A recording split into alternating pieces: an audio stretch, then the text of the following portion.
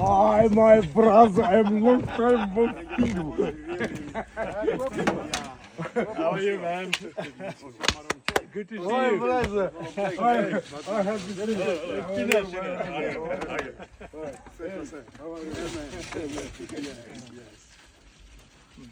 Belə Afrikanın gəldi, çox istedi. Gəldik həmin Toskaya. İndi birazdan başlayacaq oğlumuz. Uğurlar. Ha belə. Böyle yaxınlaşdı. Climb on top. Sit in the back. I want to go to the toilet. Eugene, this come? Yeah. This nice. Yeah. Biz gəldik düz. Təyyarə düz kampın qabağına düşdü. In the cab. We Böyle can right bir here. güzel görüntü. Okay. Then we're very close. Həmişə Afrikanın ab-ı havası